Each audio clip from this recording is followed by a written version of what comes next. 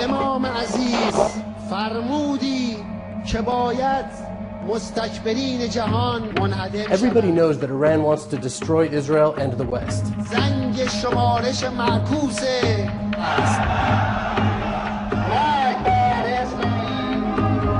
Everybody knows that they want to conquer the world.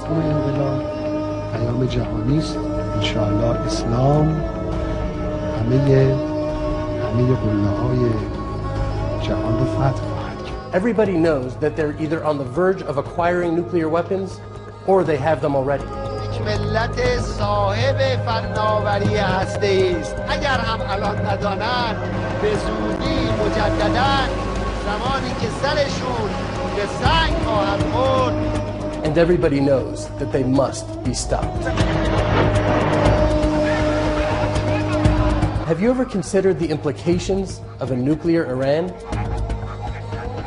A nuclear-armed Iran is going to spark an arms race in the Middle East and the greater region. Whenever Iran has developed a new weapon that can be used against Israel, they've shipped it to Hezbollah.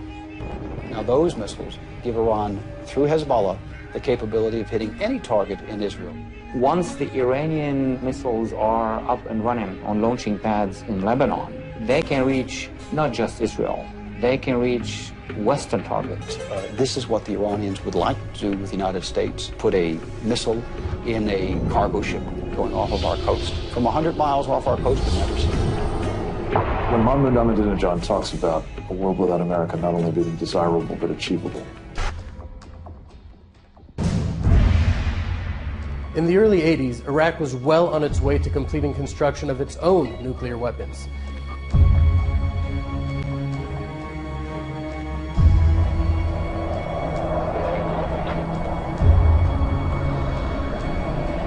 In 1981, the Israeli Air Force destroyed the Osirak reactor, preventing Iraq from becoming a nuclear power. At the time, the world predictably condemned Israel. The United States did as well. But a mere 10 years later, the U.S. was thanking Israel for saving the world from the perils of a nuclear Iraq.